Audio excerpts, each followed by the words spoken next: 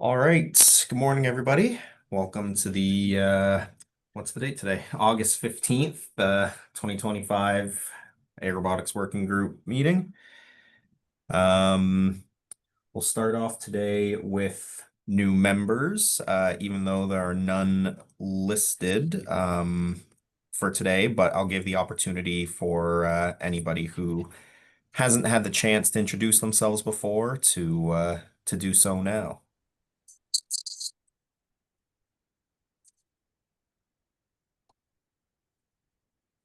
Nobody? All right. Well, that keeps it easy.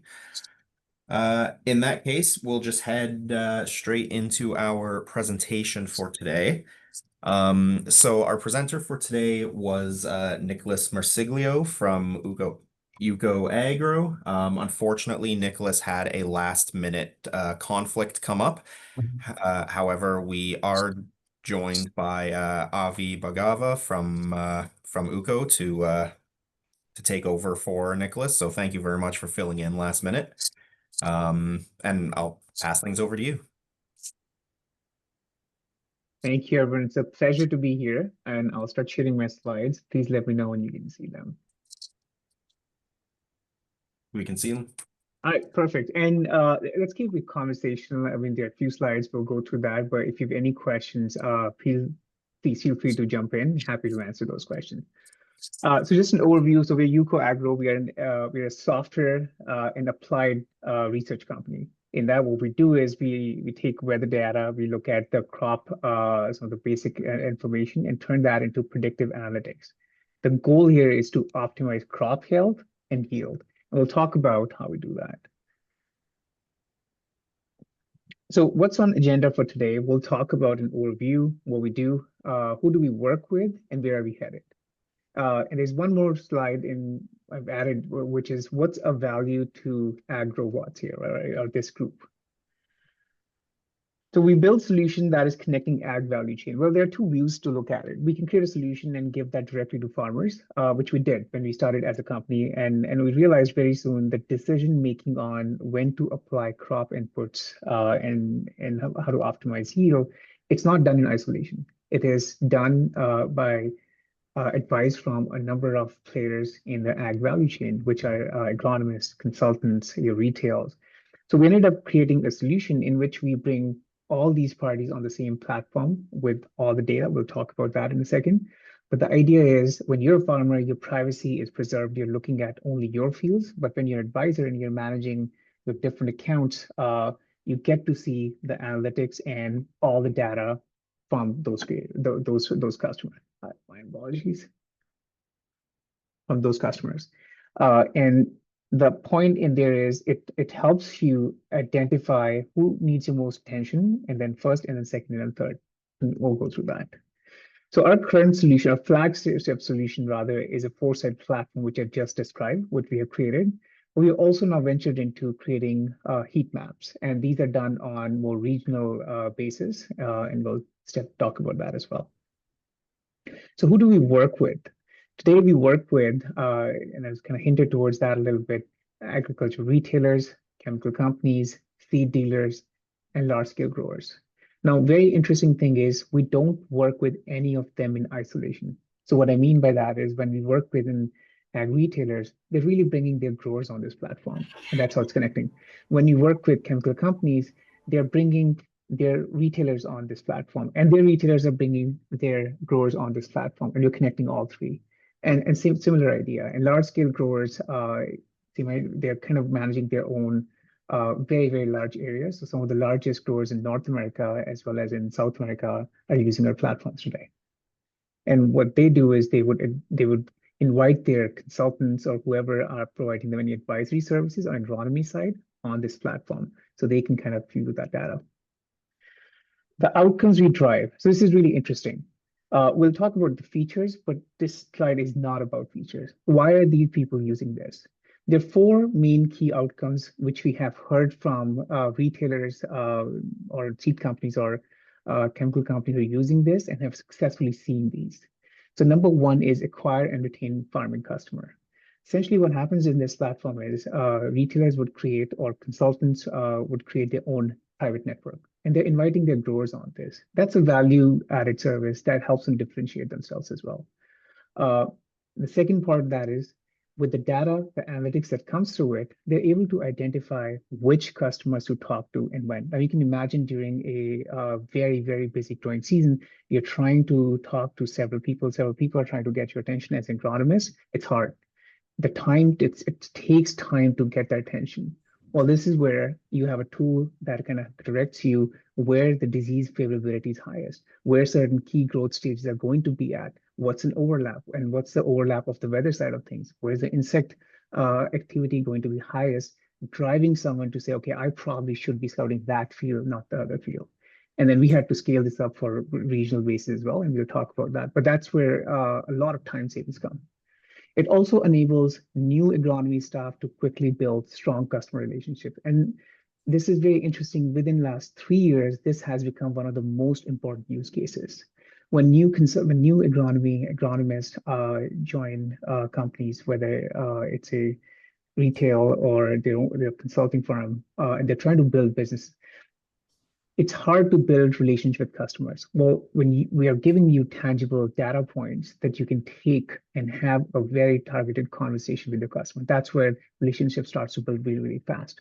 Also, when agronomy staff from one retail moves over, well, the relationships are lost. The data is lost. Well, this is where the data from this platform is used to continue building that relationship. That's the idea here. And lastly, it enables agronomy staff to cover scout and service more accounts with less effort. I was on a call with one of our customers, and what they recently told us is our agronomy staff, on an average, covering at least 2 more farms than they would if they didn't have this tool. So we're pretty happy about that because that is real ROI right there, not just a soft ROI, but a hard ROI.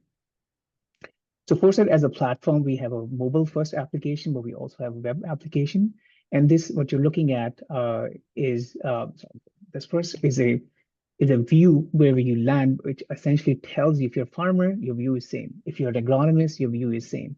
But the data that is driving this view, that changes. So on left-hand side, when you're looking at is if you're growing canola, if you're growing lentils, and whichever crop mix you're driving, depending on where do you need attention, that's where it tells you. Important growth stages reaching, combining all of that, it tells you. Insect activity, it'll tell you. And if you're a farmer, this is only for your field. But if you're retail and you manage your different accounts, it's a combination of all of that. If you filter out, I only want to focus on these customers, it'll filter out that as well. And one of the things that differentiates us is we created this concept of field adaptive and integrated modeling. So when we were building this concept, we realized that there's a lot of great research out there. What the challenge that comes with that is it's usually static. So when you suggest that there's going to be certain growth stages on a field and you go there, or it didn't happen, well, that's a problem. Or it's too fast, too slow.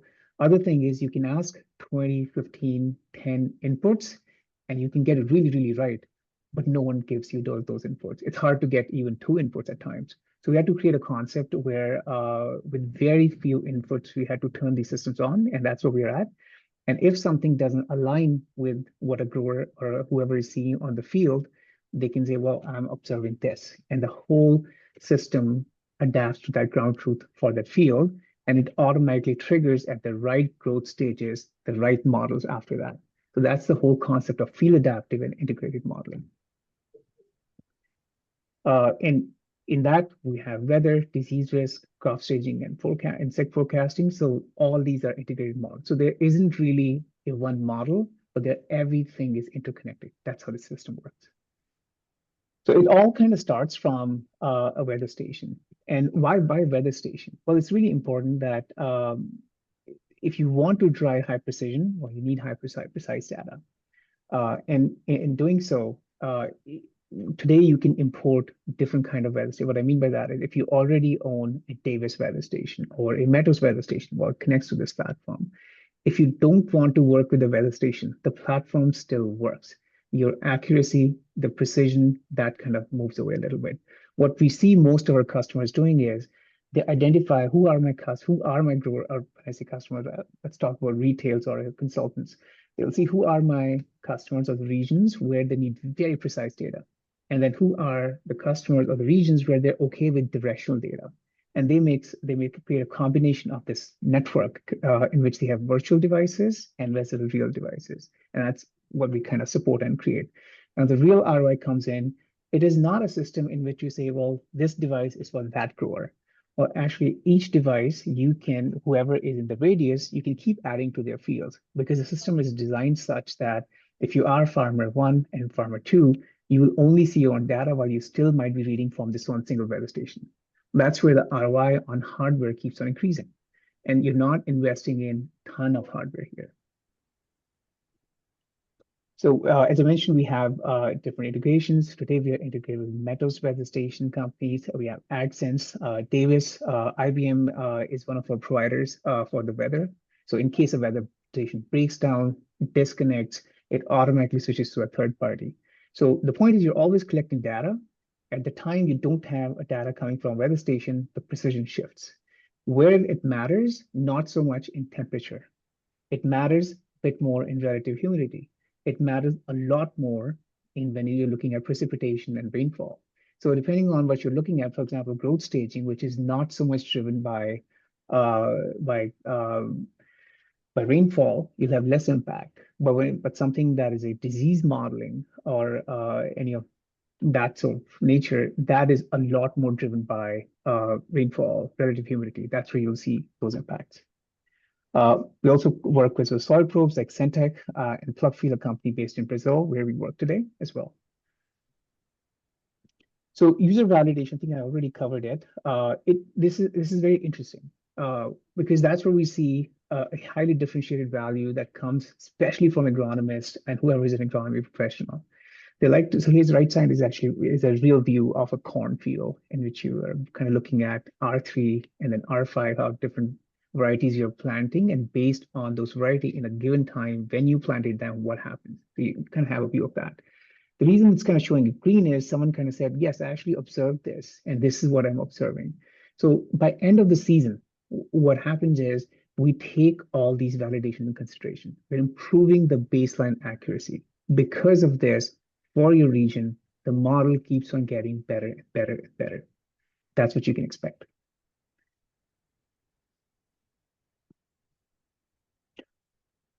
Next is the concept of heat map. Now, it's all right if you're working with with a couple of fields or a handful of fields. But what we mostly find retailers working with is a lot of trading area, large areas, and you have a lot of fields that are distributed. Now, you can't possibly go, you can go in each and every field, but that's not the highly efficient way. The system is designed so you don't go spend a lot of time in it, but rather you come in, get your information, get out. So because that's what your season is, that's what your workflow is. If you're an agronomist, if you're a scout. So we have developed these heat maps, which are essentially it's a bottoms-up approach. It is taking that information from each and every weather station, virtual device. We create all that network that there is. And then based on that, it is suggesting that we have shown only one, but we have these kind of heat map for disease. We have for growth staging, for insect forecasting, for forecasted weather, specifically around temperature, as well as for relative humidity and so on, and even wind speed at this point. And what we find most of retailers doing is they kind of start with, okay, where are the growth stages? Okay, I get it. Which regions it's kind of starting from, because that's the most important thing. And then they kind of look at, okay, how is the weather looking? And they look at it. The idea of this tool is never to replace an agronomist, by the way. The idea of this tool is to give data to agronomists. So when they're thinking about a recommendation, it is fully supporting their thought process. When they're positioning a product which is appropriate for a given situation, well, there's data behind it, which is suggesting what it is. And we don't suggest or recommend any products. That we're a neutral company in that sense. That is up to an agronomist and their growers to make that decision. So we're working in different geographies today, and and what we learned over the time. It's not you create one base model and it works everywhere. It just does not work that way. So even you can create a model for, let's say, Western Canada would not work very well in Eastern Canada. There are cases in which within Saskatchewan we have different versions of a different disease models running. Reason is There's one region which has black soil, which holds a lot of moisture, versus other, well, there's not, which does not hold a lot of moisture. So the parameters shift. So that's where our specialty is in kind of working in a region, localizing it, a model, and then kind of building on top of that and keep on improving. That's what that is. So current portfolio. So first one, I'll start with corn, and I do want to go give a shout out to OCI. We recently got a commercialization grant from them.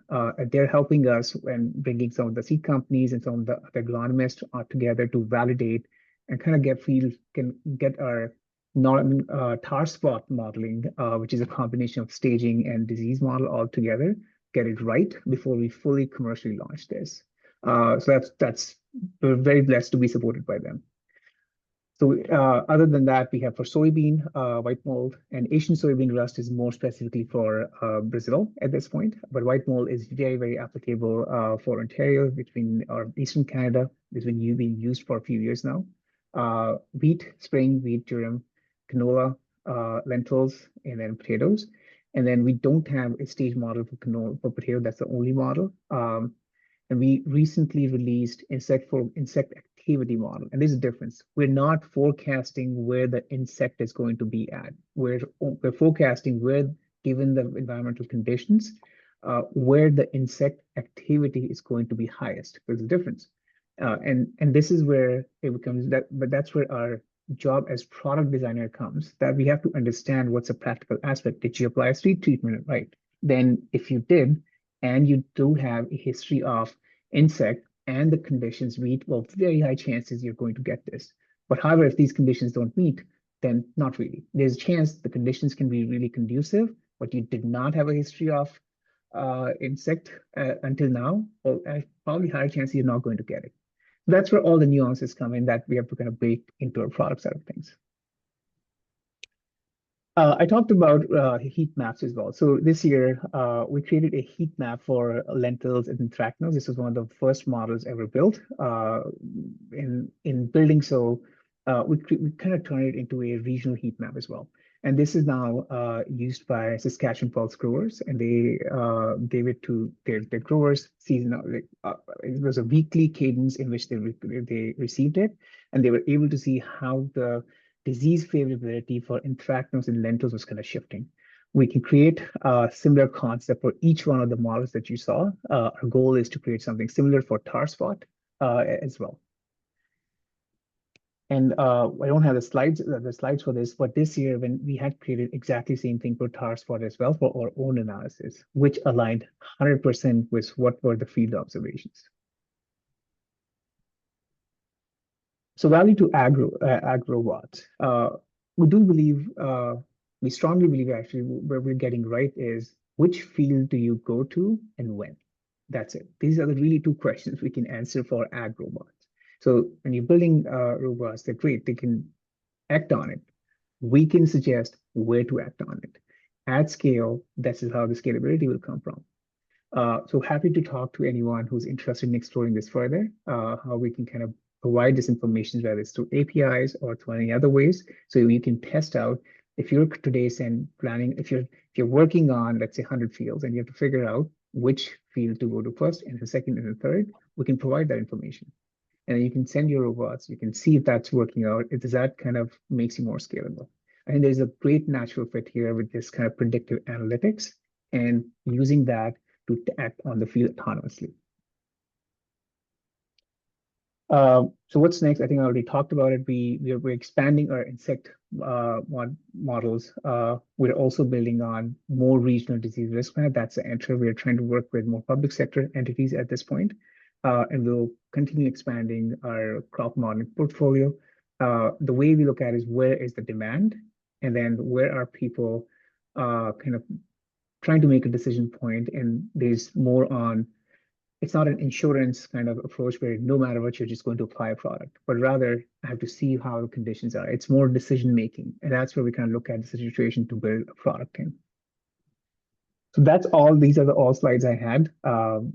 Please let me know if you have any questions. All right, and if you would like to connect, I'll leave my contact information with the group and Dan as well. Please feel free to reach out. Excellent. Thank you so much for the presentation, Avi. You're welcome. Um, yeah, were there any questions?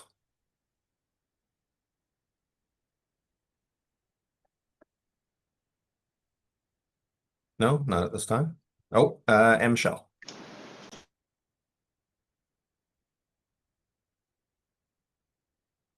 And Michelle. Might be some technical difficulty there. We'll go over to Tim for now, and then hopefully get in Michelle after. Thanks, Dan, and thanks, Avi, for the presentation. It was great. One of the things that always concerns me is who owns the data. Obviously, the farmers are the ones that are taking the majority of the risk, Yeah. but you, by aggregating the data, you've got a better view of what the holistic yields are going to be, and you could capitalize on this information. Is there a model where you understand the farmers taking the risk and that you are capitalizing it so you can reward the farmers for it? Is there some data sovereignty, some data model which takes into consideration the ultimate user? Yeah, no, that's a great question. And one point I would like to kind of be very clear. Today, we do not collect data on yield. So that's starting from number one. But your point is still very valid, which is who owns the data. At the end of the day, so farmers own their data in that sense. What we do is we look at the rolled up analytics to improve products. And the idea is not never to sell that to a third party for kind of exploiting that. We are looking into signing up for ag data transparency as well, just to kind of making sure our intent is out there. That's refreshing to hear. Thanks, Avi. Yeah, welcome. And Michelle?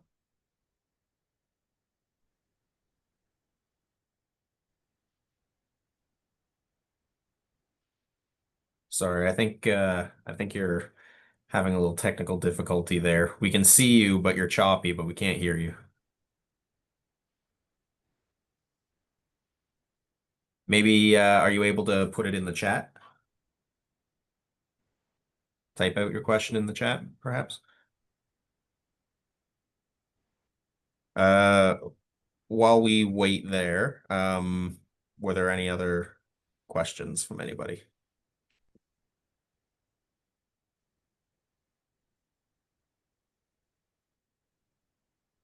No? All right. Or we'll see if this question comes through here.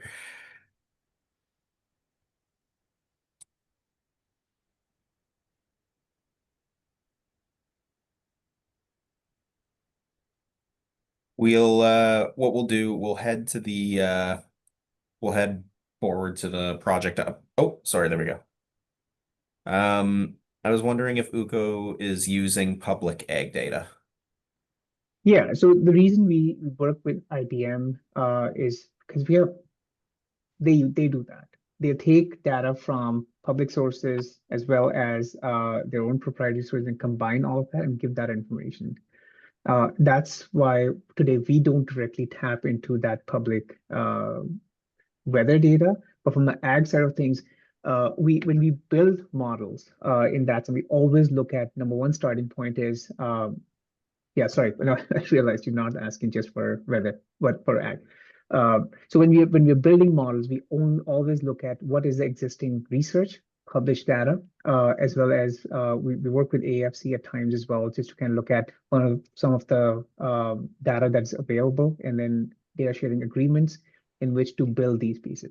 We're not a company who's going in some isolation, taking, collecting some data on our own, and then hey, boom, there's a model. We're actually looking at what exists in public domain. That's our starting point always.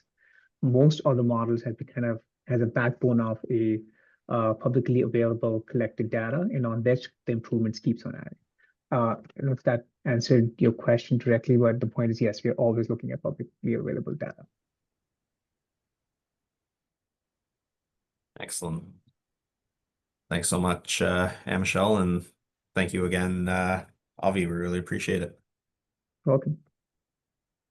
All right, we'll head into the Avi, I'll just make sure to point out here that Anne Michelle posted her contact info in the chat there, so hopefully you can connect outside. Absolutely. I'll send an email. Then I wasn't able to send a message to everyone, but I shared my contact information for you as well. If anyone wants to reach out, you can leave that in the chat. Perfect. I do Yeah. see it. Or I'll just Yep. copy and paste that. There we are. Awesome. Thanks so much, everybody. So we'll head into the project updates section. So for that, I'll pass things over to Bridget. Awesome. Thanks, Dan. So just two quick project updates for everybody, following up from some things last week. So the first one is that we do still have some research funding available. So for those who are not familiar, under the Agrobotics Working Group, we have funding available for technology level 7 and higher products for field crops specifically. So if you go to the Agrobotics Working Group website, there's more information on a breakdown in terms of what kind of criteria we're looking for. It is for a business that is based in Ontario, but there is a little bit of funding that's available from now until March 31st, 2026. So if you do have any fall projects that you're looking at, we still have some available funds for you to apply for. So we just wanted to do a shout out for that. The second item is we touched a little bit on our agrobotics competition that's being built out in last week's meeting, but we are going to be looking for judges for that competition for two different areas. So the first would be for proposals once they've been received. So we'll be selecting 6 schools from the Specialist High Skills Major program that we select their project that they're going to be going after, like looking into. So we're looking for people that would be evaluating those initial proposals and just seeing which ones we want to kind of focus on.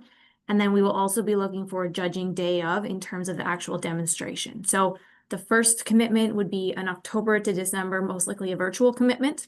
And then the second commitment would be closer to around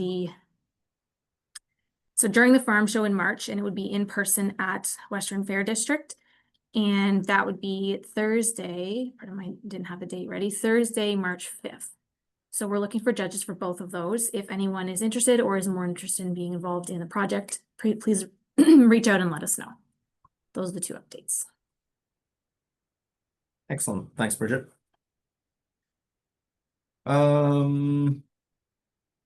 And with that, we'll move over into the roundtable for today. So we've got our prompts there. What were some successes or challenges this week, or did you encounter any problems that you wish a robot could have solved? And if not, it's still just general questions, problems, queries.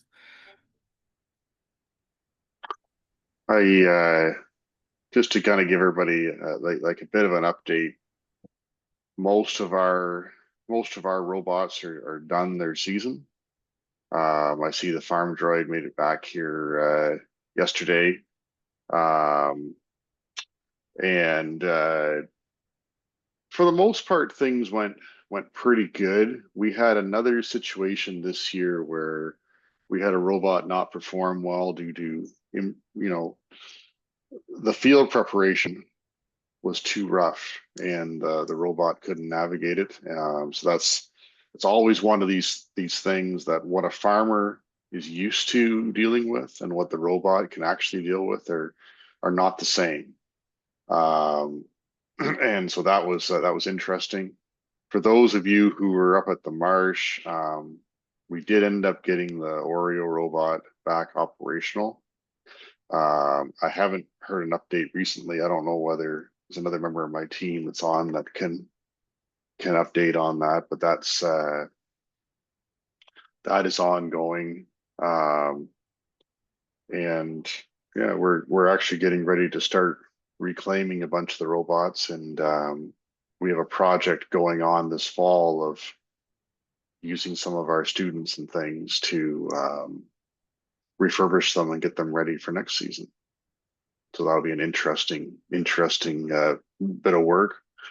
Of all the things on one of our robots, one of the Oz robots, we broke an axle shaft, and I'm still unsure how that could ever happen. But the wheel got broke off, and but apparently it can. If you can imagine it, it can happen.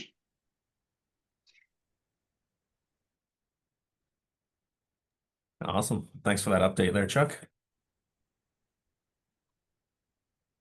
Chuck, I'm gonna call on you again, but is there anything, because you've kind of gone through a few seasons of the ups and downs, that you now know going into the next season that like would be helpful for a company that's maybe a little earlier on in their process than you are?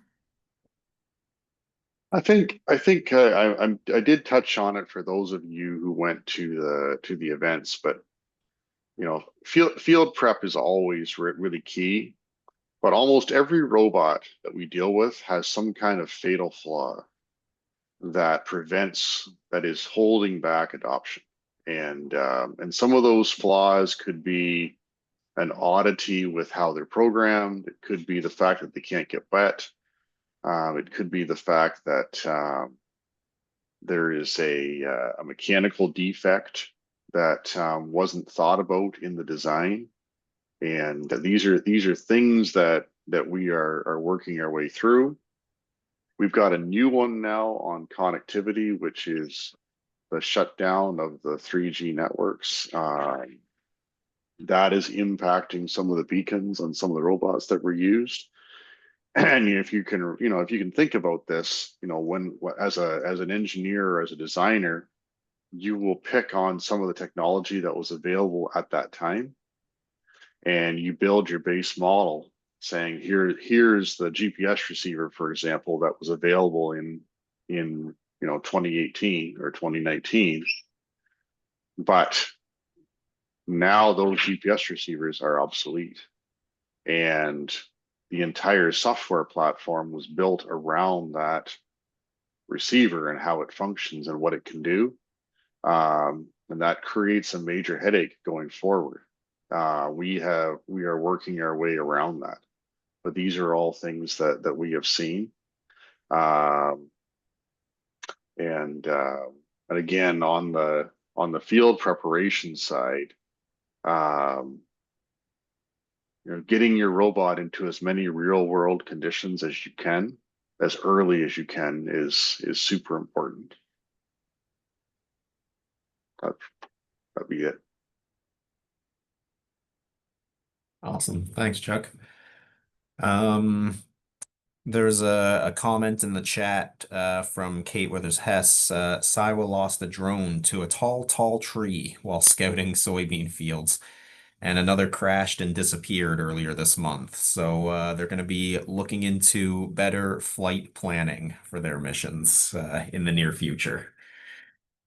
I will say in Siwa's defense, I did some mapping with my T50 drone and flying it around and trying to do all of that remotely when you can't actually see the drone and you're trying to rely on the controller screen, when everything that you're doing, you're basing it off of something like that, is way more challenging than the salespeople make it sound.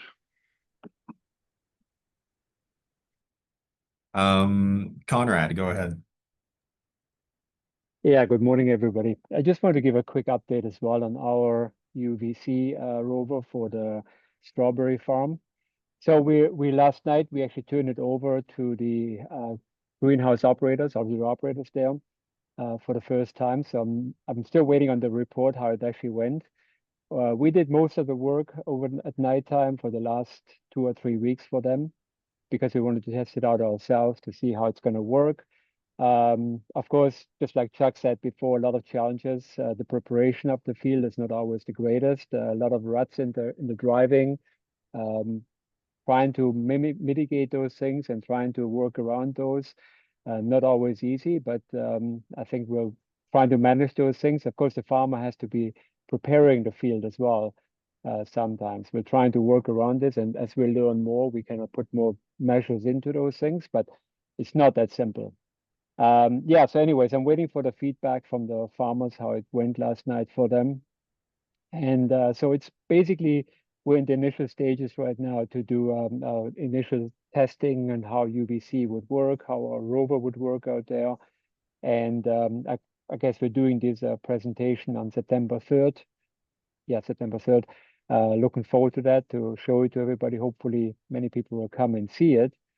And yeah, and then of course the real work starts from there. I think we still have a whole list of items we want to improve and make better, and the navigation part of it is about 80% there, but to get to the full next 15-20% up will take a little bit of quite a bit more time and work to do.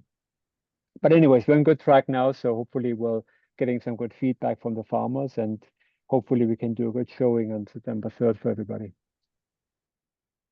Excellent. Glad to hear it. Thanks so much, Conrad. There's another comment in the chat. With the Oreo, we're about to try its spraying and look at how well that goes. We'll also try out the Laser 1 to see if we get any different results. So that'll be something to look out for an update on how that goes. Ian, go ahead. I just want to talk a little bit about the hurdles that Chuck and others have brought up today. You know, absolutely those are there, but isn't that part and parcel of what we're trying to do in the working group is help new companies connect with agricultural people, whether farmers directly, government, academia, and industry that knows agriculture that can help them understand the rigor and stuff that needs to go on. I'll be very disappointed as a guy who spent most of my career trying to reduce people's dependency on tillage to see us have to go back to more of a tilled platform to be able to operate these things. And the robotic gives me good faith in terms of Mark Richards using it in strip till and planting his sugar beets and stuff with it. So those types of things I think are important that the working group is the advocate for that, because we all know how important this is in the future, but we don't want to derail it by having failures that we haven't been able to help companies anticipate. I'll leave it at that. Thanks a lot, Ian. Appreciate it. Chris, go ahead. Yeah, thanks, Dan.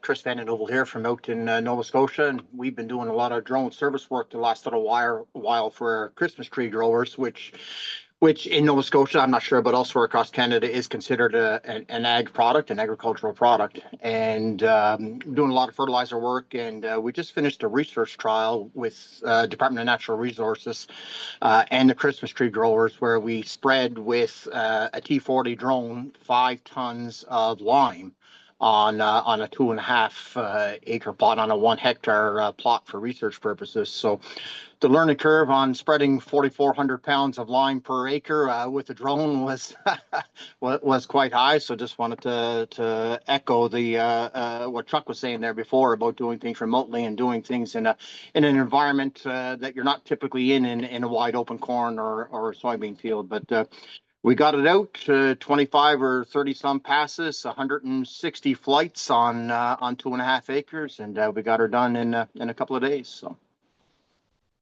Excellent. Glad to hear it. That sounds like a lot of work, Chris. it was, yeah. And Chuck, you and I need to connect. We've been playing phone tag.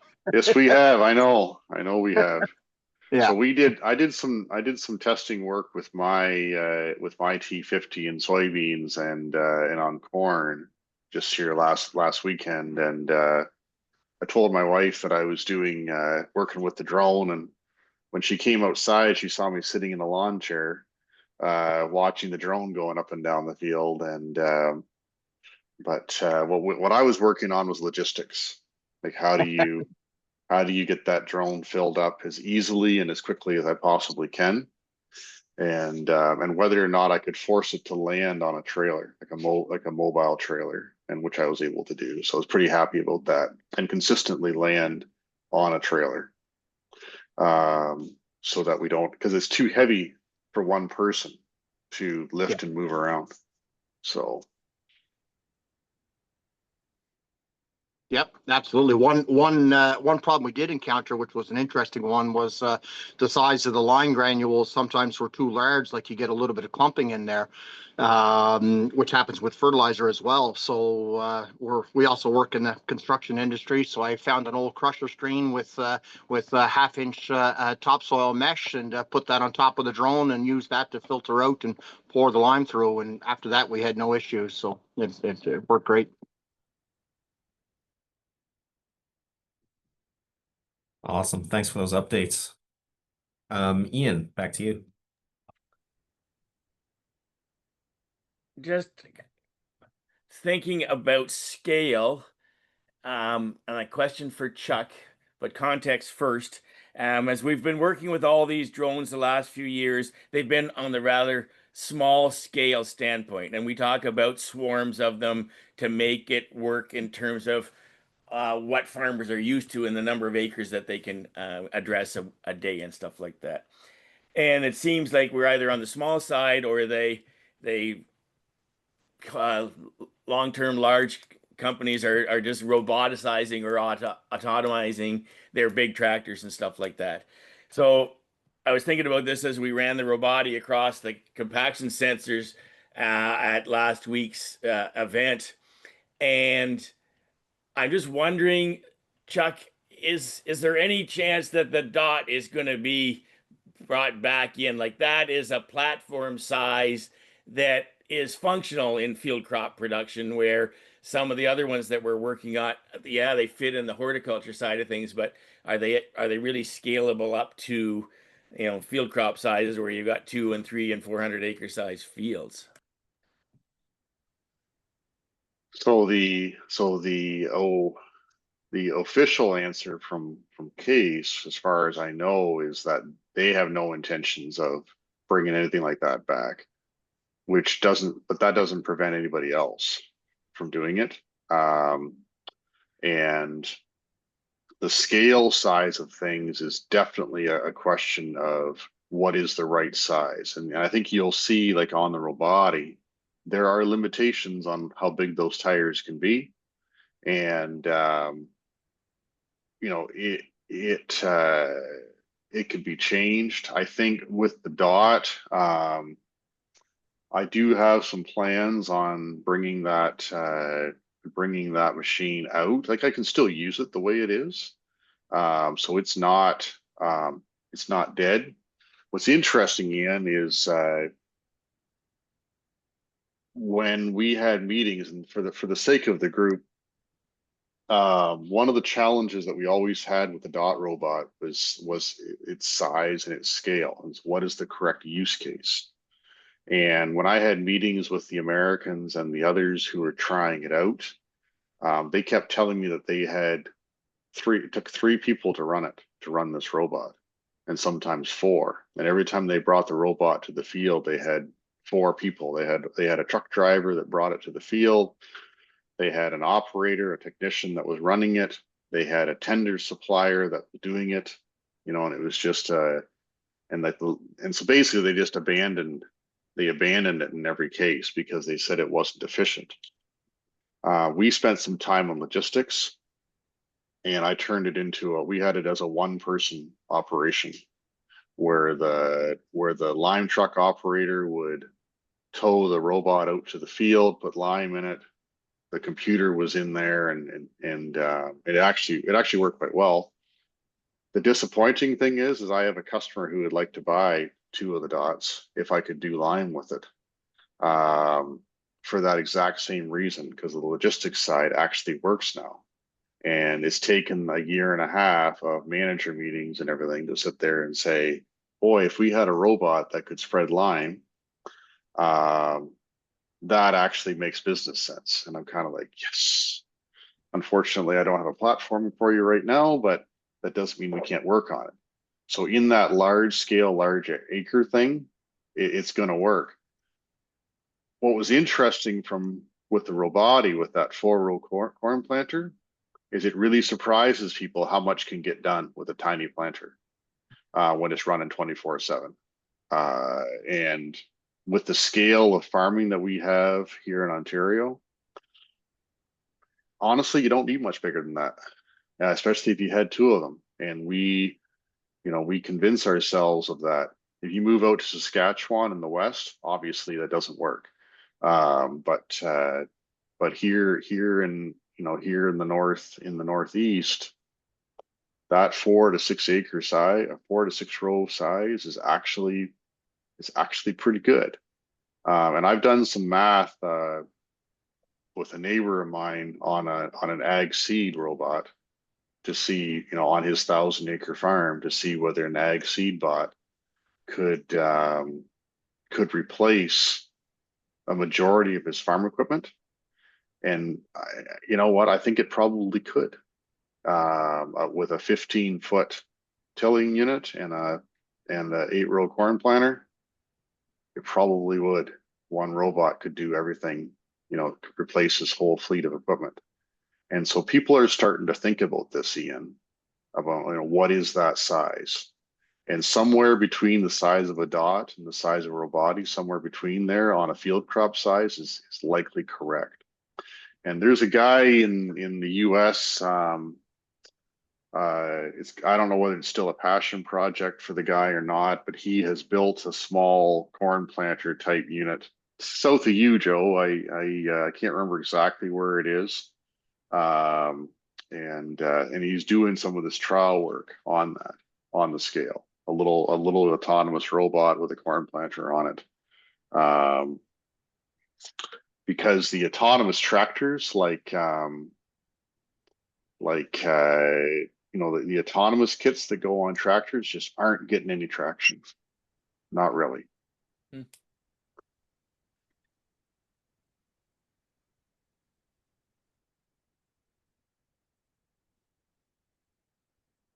Excellent. Did anybody else have anything else to bring up? Any thoughts, any updates about anything? Maybe some upcoming events that you want to put on people's radar? We don't have the grape tour here in a couple of weeks. The tailgate tour is coming up, I think, on the 27th, I believe. Yes. Brian. Thanks, Dan. Yeah, so I was just going to mention that it looks like we're going to be growing some peppers and inoculating them with some disease, and kind of opening that up just to say if there's anyone out there that's looking in that direction, who wants to collect data or test to develop technologies and so on, just reach out. Awesome. In the greenhouse, I'm talking. Sorry.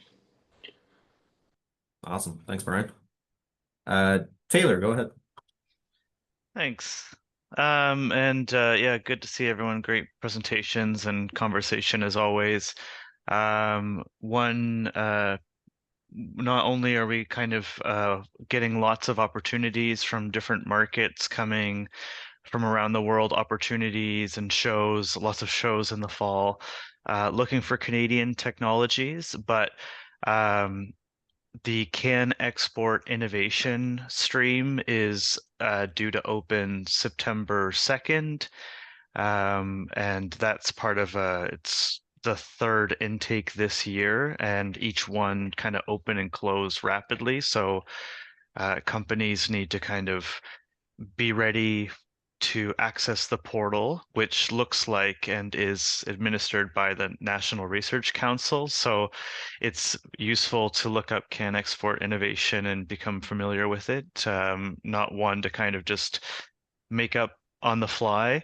But the whole point of that is identifying and working with foreign partners on specific technology challenges. So, some of these, maybe critical flaws that Chuck mentioned, if there's a way, or if there's someone who's figured it out abroad, there's ways that the National Research Council and the Trade Commissioner Service and Global Affairs are trying to basically help companies shortcut and support that work. So look out for that early fall. Yeah, and I'll throw a link in the chat. Thanks. Excellent. Thanks so much, Taylor. Appreciate it. I saw in the chat that there's someone new here hoping to introduce themselves. So Irofner, um, Can go you hear ahead. me? Yes, we can hear you. Hey, so my name's Eric Hoffner. I represent Max Die Group. We're a tool and die company in Windsor, Ontario. Just kind of referred to this group through a contact at the Ontario government, but basically we've been a tool and die company in the automotive space for 45 years now. We've tried to position ourselves in that space as like an early partner for like different EV companies.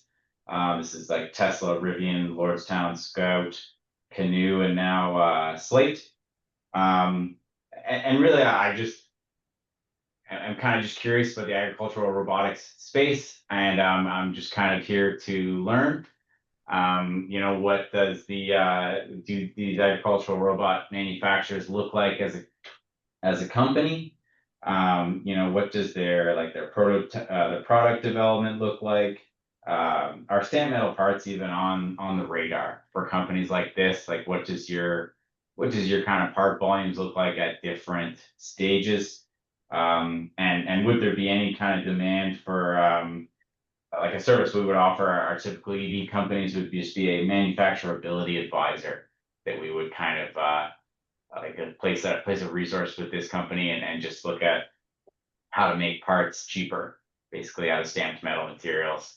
And this is anything from like we do for over 20 years, we've done the really heavy gauge stuff for Caterpillar we've made products for, but we also do just the extremely lightweight aluminum foil, almost the aluminum heat shields that you would see in vehicles. So mostly just here to listen. Excellent. Thanks so much, Eric. We appreciate the introduction. Thank you. Perfect. Anything else from anybody? No? In that case, I'll move forward. So as mentioned earlier, we do have the Grape Growers Tailgate Tour.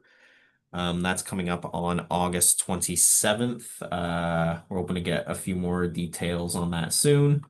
And also coming up the Twilight Berry Growers meeting. That's September 4th in St. Thomas. Link to come on that. It's not on here. It should be though. That's the Canada's Outdoor Farm Show. Also coming up in September. We're gonna be there. I know that Haggerty is gonna be there. So there's obviously a lot of good stuff happening there. So definitely if you can make it out, definitely do because it's a great show. Dan, I'm just going to interrupt quickly because I saw Dr. Verinder turn his mic on. I wasn't sure if he was trying to speak or not. It just looks like he's driving. Thank you for recognizing that. Yes, so I just wanted to introduce myself. So I work with Plant Tape, and probably in over the next 2 or 3 weeks, I'll be doing a formal presentation introducing my company. So just this is my first day with this group, so I enjoy the presentation and the conversation. So I appreciate that. Just wanted to say hi. Perfect. Thanks for catching that, Bridget, and thanks so much, Verinder. We appreciate that. And yeah, looking forward to getting that, seeing that presentation from you.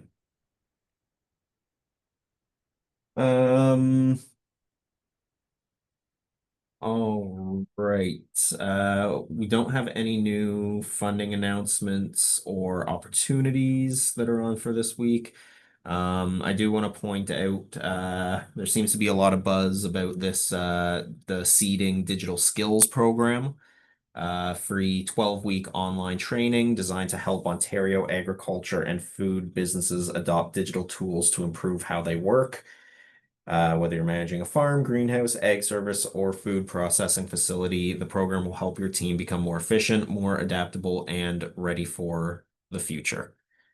So that is coming up soon. So the link is in the agenda if you want to check that out. That looks like a lot of people are excited about it.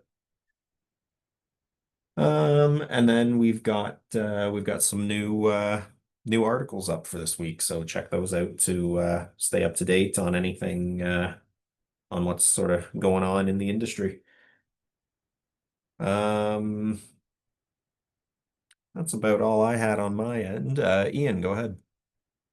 I apologize if I missed it. I'm very intrigued by Upside Robotics and their little nitrogen units, because again, back to the scale conversation in row crops, that actually is fitting. There's, I don't know how many are out there deployed for pilot this year, if Chuck knows, but I would really like to hear from them again about the success and some of the positives and negatives that they ran into when they actually put it in the field as multiple units in a pilot. Any idea on that? Well, I got they're doing a trial at my place. They've got several trials around. The they had lots of challenges this year with mechanical, and 28% just leaks everywhere. Like, I mean, anytime you're working with 28%, like it just you can do all the testing you want with water, and as soon as you put 28 into something, it'll just leak. And so they had problems. They had so on my site, they pretty much abandoned. They couldn't finish it. The other sites they had better luck with their machines, and so it'd be interesting to see how they make out with their overall project. It was very ambitious what they tried. They think they tried to do 1,200 acres in total. The last time I talked to them, I think they were down to about 40% of that.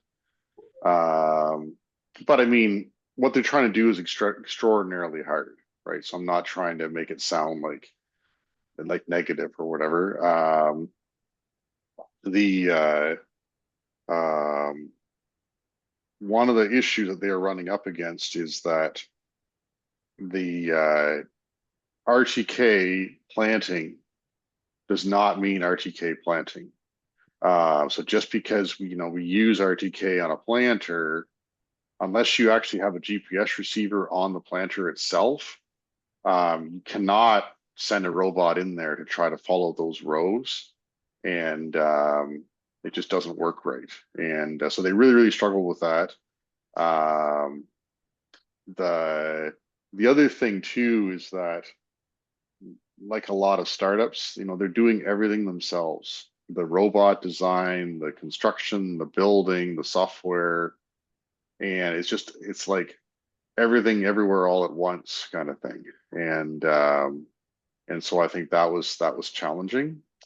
So again, some of the fields have gone really well for them, some of them not so well. And so having an update from them would be good, I think later on. So they, in my testing from last year, like my traditional program that I used out yielded what they had done. But I think it also depends on the farming practices of the farms that they're on, whether or not any nitrogen savings can actually be done. And I think that's the interesting piece. If there's a history of manure and crop rotation and a traditional livestock area, I think they can really adjust the nitrogen levels. When you're in more of a traditional cropping area like ours, where there's just less natural N in the soil, they couldn't find, basically the N rates that we were using were correct. And so it doesn't mean that their system can't work like economically. It's just a different approach. So getting an update from them will be good. But your comments, Nick, Chuck, are really important in the fact that it's not just the robotics and engineering, it's the agronomics that needs to be an important part of the whole equation when we're working as a working group in terms of trying to move the agenda forward for individual businesses and the industry as a whole. Exactly. Excellent. And we do, they are on my list for contacting for sort of like a season update. So we'll look forward to that, definitely. All right. That does bring us to our time. Everybody, thank you so much for joining us this week. Have a great weekend, and we will see you on the 22nd. All right.